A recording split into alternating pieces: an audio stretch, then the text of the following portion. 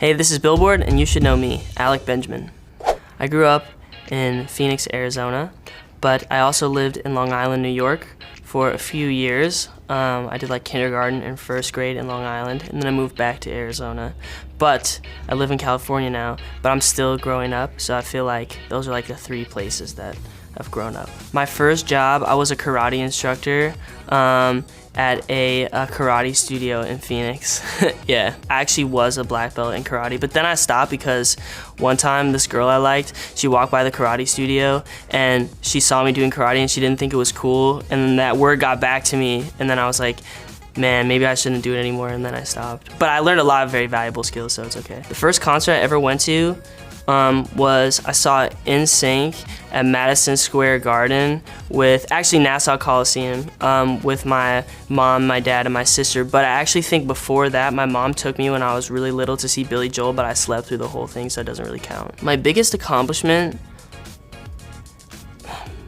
I think probably like making my grandma smile is like really cool. When she was 90, before she passed away, she saw me perform at this venue called Room 5 in LA, and she walked up like a full flight of stairs to see me play. And just like seeing that smile on her face was really cool, you know, because like it's like two generations of people, like my mom and my grandma, that were proud of me, and that's a big accomplishment. Especially at the time, I didn't know if I was gonna be able to make music into a career, so for me, that was enough.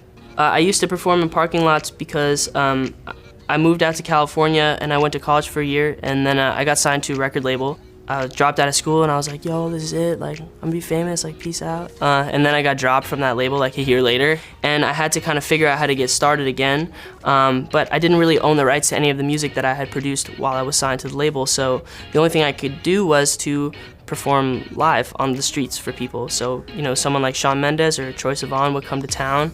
They have a line outside, and I would go in the line and sing my songs and hand out business cards. If I had to describe my music in one word, it would be stories. My music making process is, I usually like to start with a concept, because the most important thing for me in songs is to make sure that I have a message.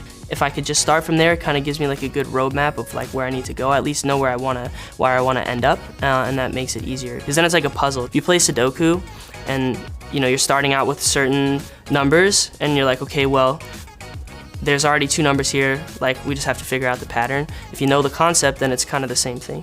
Let Me Down Slowly was inspired by my first relationship. It's just about feeling like you're at somebody else's mercy, where you like really still care about somebody, but they kind of hold all the cards, and it was kind of like a helpless feeling. So it's about asking for somebody to be gracious if they're gonna leave. Could you find a way to let